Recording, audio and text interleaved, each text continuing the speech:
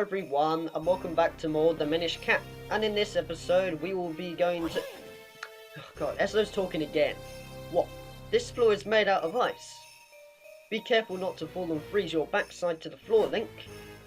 But as I was saying, welcome back to The Minish Cap. Hopefully Eslo won't talk anymore.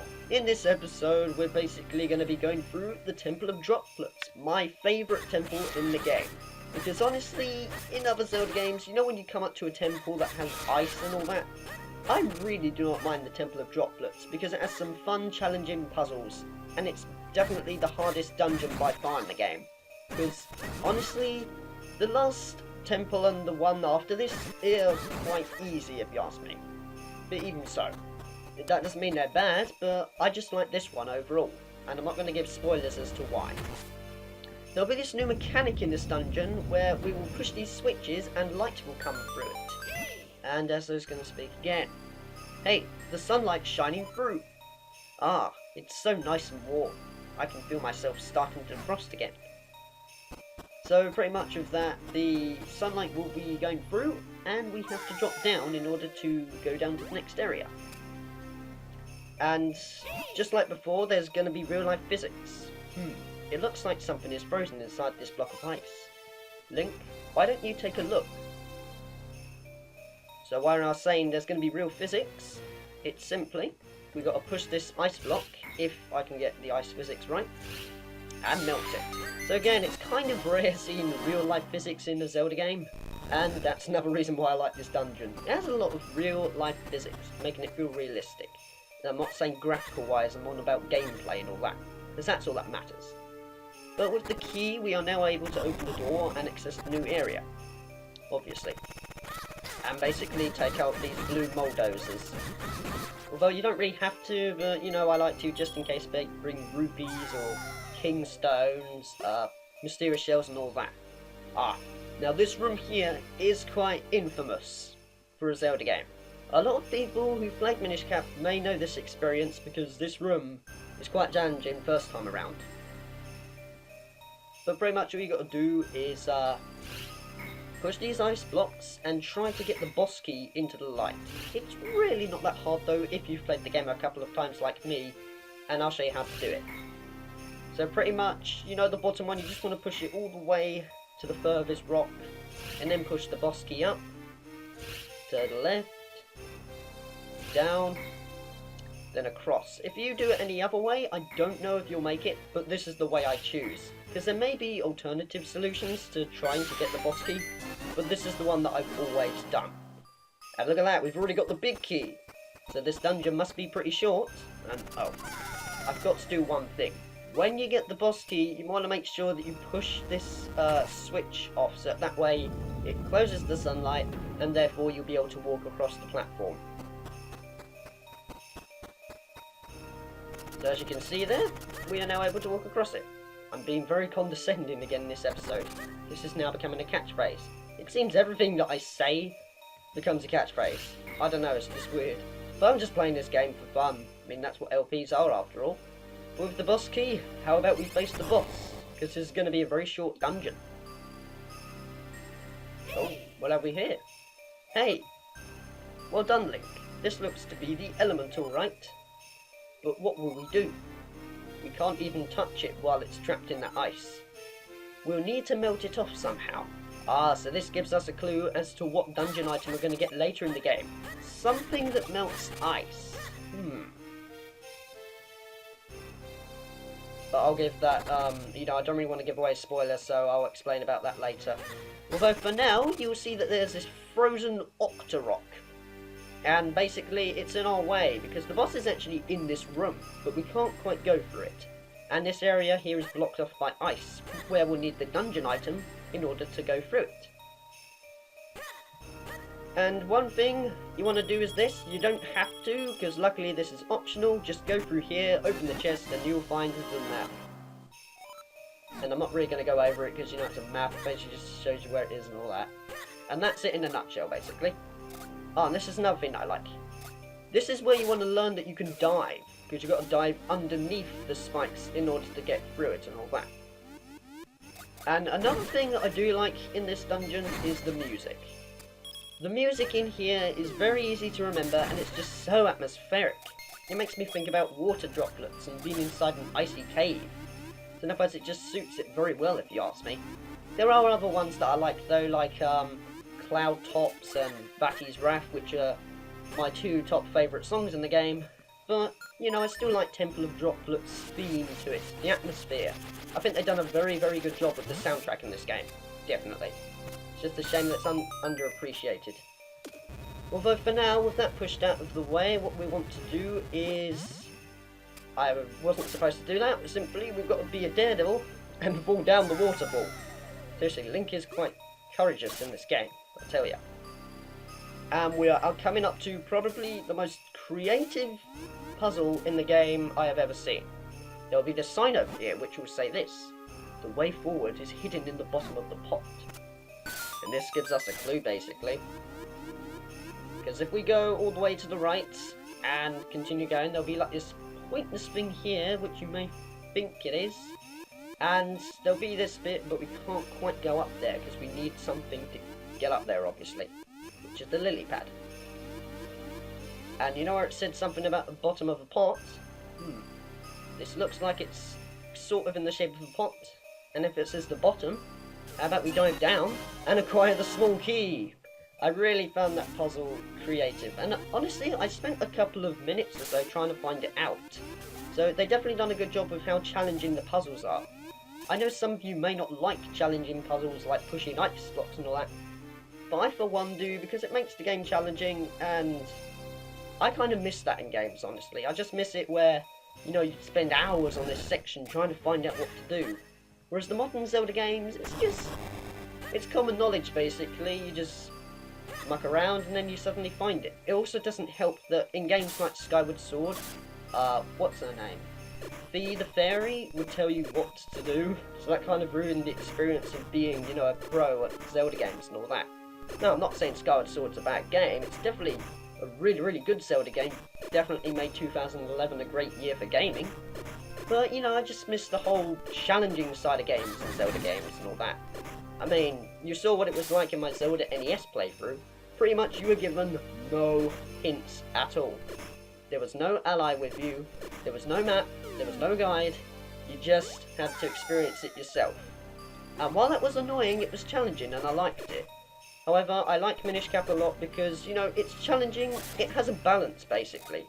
The casual side is you can just go through dungeons and all that, but also there's like an intense side if you want to find every single heart container and side quest and all that. Which is also another reason why I like Majora's Mask, I think. But I've been going on a bit too much about my preferences to Zelda games. Although I didn't really have time to explain what we did back there. We basically just got the key and then got the lily pad, so yeah. And with that we are now able to access the top of this platform. So how about we hit the switch? And now we're able to go through with our lily pad, so that makes life a lot easier. And I want to avoid this pesto. Again, I really like how they call them that. Ah, we came across an old enemy that we met in Deepwood Shrine. It's Madapillar. And to be honest, he's easy as ever. Because this time he's given us enough room to run around. And you know, we're familiar with how to defeat him and all that. Because our sword is a little bit more powerful this time. So as you can see, we just need to do it once more and he should be dead. And honestly, it definitely reminds me of Wiggler from Super Mario 64. I think that's what they were trying to reference in the game, actually. Although, the reward you get for trying to beat this guy is quite pointless. Because if we go up, there will be this chest, and inside will be the compass. So for defeating the mini-boss, you find a compass. Although if you're not a fan of finding compasses and maps and you want to do it all yourself and all that, you know, you can just ignore the Madapillar and then just proceed on upwards. Well, that's up to you, really. If we head over to our right, though, there will be this. Which I just thought I'd show off. It's a dead end. I don't know, I just suddenly thought I might as well go over there and show it. I don't know. But still, let's just not fall off, because I swear sometimes we're on the lily pad. If you like the smallest, slightest bit away from a platform, you will just go underwater for some reason. I don't know, it's just Zelda logic. And oh boy, we're coming up to another puzzle, which is infamous again. I think that's why a lot of people don't really like Temple of Droplets, because of the ice puzzles. But I, for one, don't mind it. I like puzzles, like I was saying earlier, and all that. But still, you can like it or you hate it. I don't mind as long as you have fun with the game. That's all that counts. And, pretty much, it's quite simple what we gotta do. All it requires is one block. There are other ways of doing it, but I prefer doing it this way, as it saves a bit of time. So if you just follow what I'm doing here, you should be able to hit the switch and make your life a bit easier. It's also possible to do it by pushing other blocks, but I, for one, just prefer doing one because, well, it's faster. I mean, come on, faster is better, you've got to understand that. Although, with pretty much, that's all of the ice puzzles, I think, so far. So we won't be doing them again, eh? So, if you're kind of worried of how many puzzles there are in the game with ice puzzles and all that, there's only 2. It's nothing bad or anything.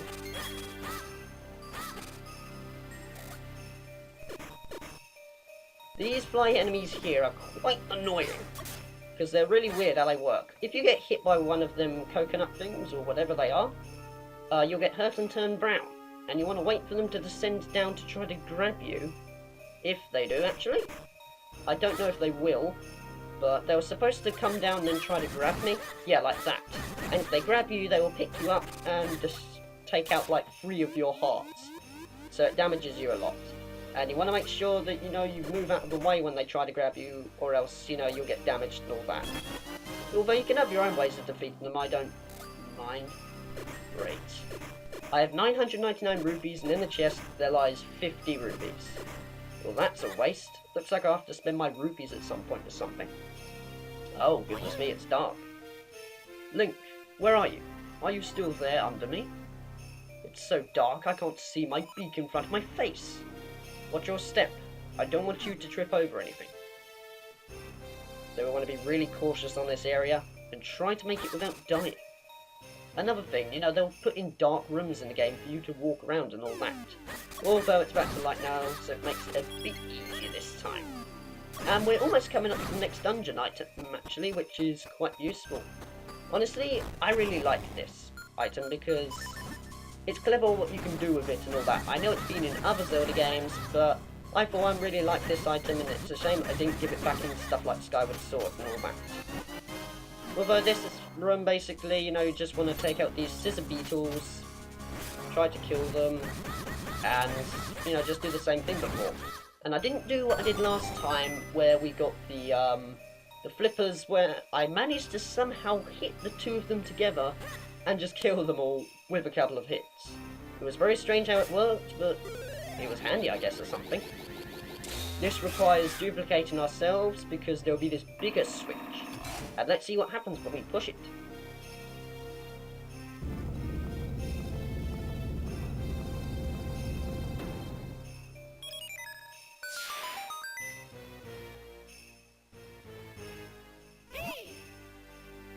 Of course, sunlight. Once we get some sunlight in to melt the ice, that element will be as good as ours.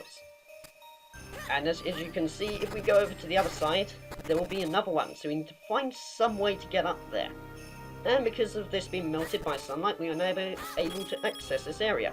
And honestly, I'm getting through this dungeon quite fast, because it's been 14 minutes and we're already like, I don't know, nearly halfway through it. So we're definitely making good progress. And in here lies a blue kingstone, not too rare, but, it's good to collect a couple of kingstones if you come across them. If anything, it's going to be quite weird if you run out of green kingstones, because you can just find them anywhere. So I don't see how you're going to miss out on it. Another blue kingstone. For some reason my magical boomerang was freezing there for some reason. And yeah, did I just say for some reason twice? Okay, sorry about that, I had a bit of an interruption there. But basically we want to be really careful in this ice room and avoid these spikes.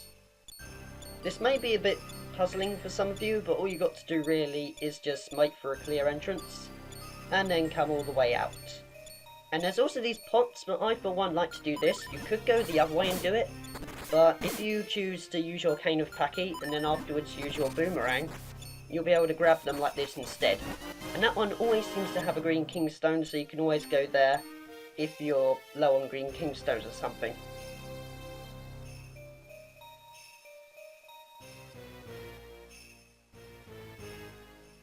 Sorry about that, I lost my train of thought there for some reason.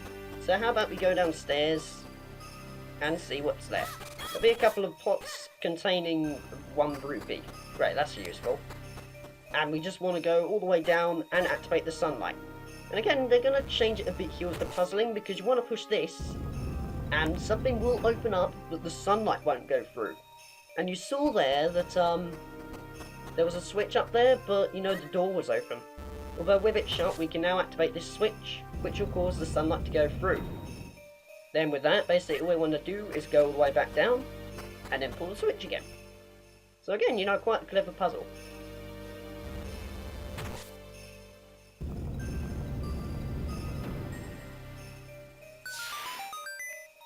And with all that time and effort thinking into it, we get a small key. Seriously, Link must be always annoyed just to find that doing all these things like pushing these really tough switches to bring through sunlight, trying to use his brain as best as he can, just to find a small key. Must be quite annoying for him. But if we progress into this room, we will find this. If we push this switch, we'll encounter a familiar enemy.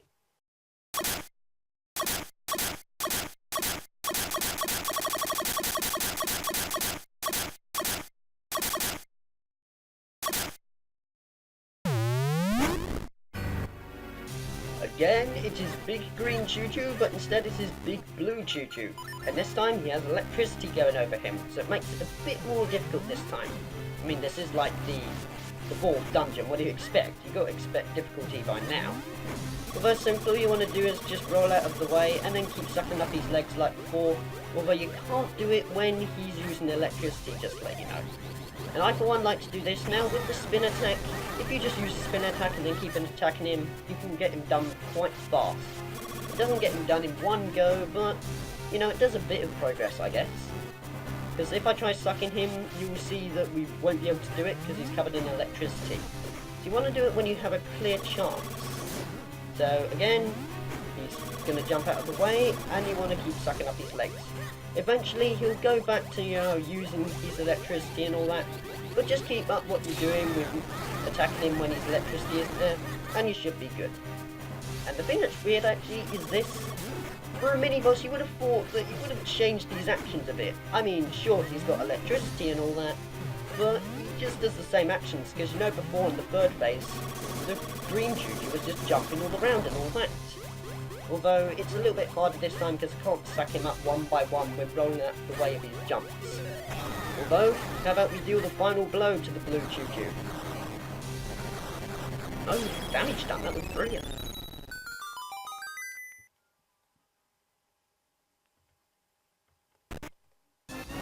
We get the Flame Lantern. This handy item lights up the night. Press the button to turn it on or off. Press the button to turn it on or off. Wow. Although if we activate it, it'll basically activate this fire lantern, which we can use to burn ice and light up dark rooms. I think that we're going to use a lot in the adventure, actually. But with the... I can't tell if the music's there or not, because I'm playing this on really low volume to make sure my mic doesn't pick up. But I think we're going to end the episode off here. So, in the next episode of the Minish Cap, we will be playing around with our new lantern and hopefully clearing Temple of Droplets. So take care guys, and I will see you in the next one.